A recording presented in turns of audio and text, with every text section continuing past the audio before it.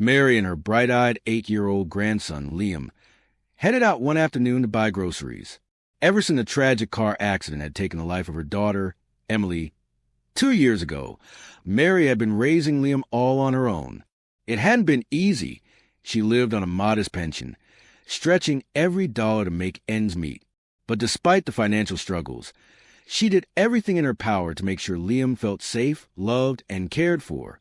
As they walked through the aisles, picking up only the absolute necessities, bread, milk, eggs, Liam suddenly stopped in his tracks.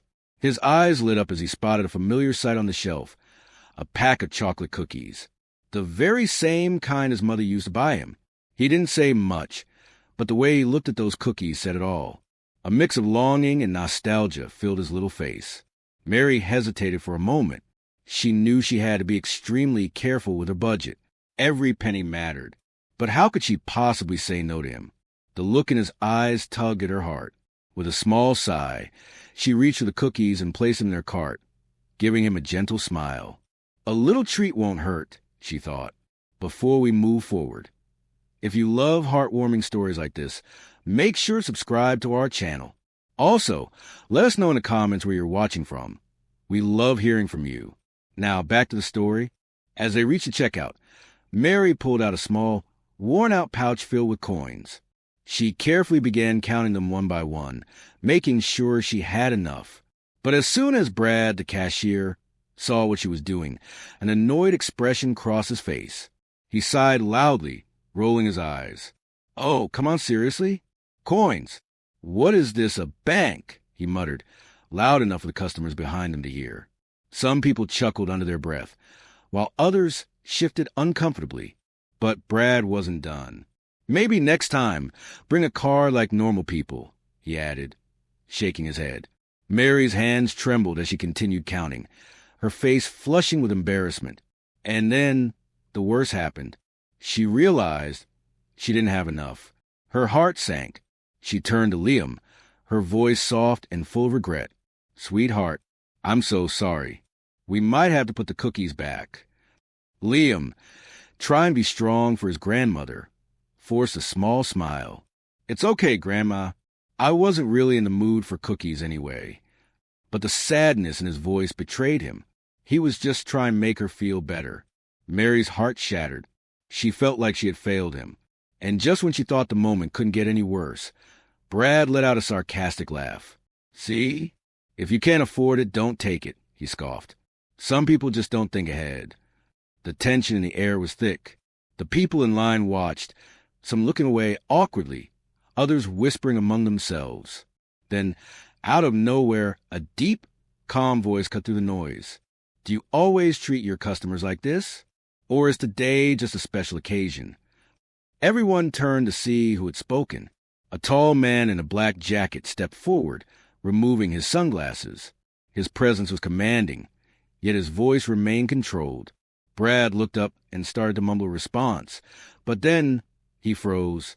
His face went pale. The man standing before him was none other than Keanu Reeves. A ripple of recognition spread through the store. Customers began whispering to each other, eyes widening in disbelief. Keanu didn't raise his voice, but there was something in his tone that made Brad squirm. "I'm just wondering," he continued, "what makes you think it's okay to talk to people like that?"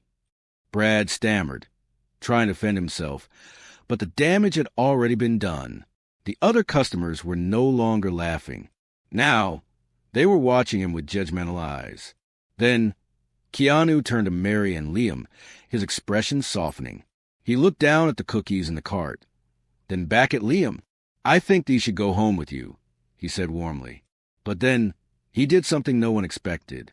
"I'll tell you what," he said with a smile. "Let's forget this order. How about we start fresh on me?" Mary's eyes widened. "Oh, no, that's too much," I couldn't. But Keanu held up a hand, stopping her gently. "Sometimes," he said kindly, "accepting help is the bravest thing we can do." With that, he grabbed a new cart and turned to Liam. "Okay, buddy, what do you and your grandma really need?" Liam hesitated, looking up at Mary for approval. She gave him a small nod, her eyes brimming with tears. And just like that, they began filling the cart, Not just essentials, but with clothes, toys, and extra treats. Liam couldn't contain his excitement when Keanu handed him a small toy truck. "This one's for you, kid," he said with a wink. At the register, Keanu paid for everything. Then, before leaving, he turned back to Brad, the once arrogant cashier, who now stood there in stunned silence. "You know," Keanu said thoughtfully, "kindness is the one thing that truly changes the world." The store was completely silent for a moment. Then, one by one, people began clapping. Some even cheered. It wasn't just about Keanu Reeves being there. It was about what he had just done. Later that evening, Mary received an unexpected call. It was Keanu. He wasn't finished helping. "I'd like to fund Liam's education," he told her. "Make sure he gets every opportunity he deserves." Mary was speechless, overwhelmed with gratitude. She could barely find the words to thank him. The story quickly spread online after a customer had recorded the entire incident. The grocery store, feeling the heat from a viral video, immediately started new training programs to teach employees about empathy and respect. And shockingly, Brad himself volunteered to lead them after offering a genuine apology to Mary. A few weeks later, Keanu visited Mary and Liam at a park. He handed them a framed photo from that unforgettable day with a message written in elegant script. "To remind you, kindness always wins." Mary hugged him tightly, her voice trembling with emotion. "You didn't just change our lives," she whispered. "You gave us hope." And sometimes, hope is all it takes to turn a difficult journey into a beautiful one.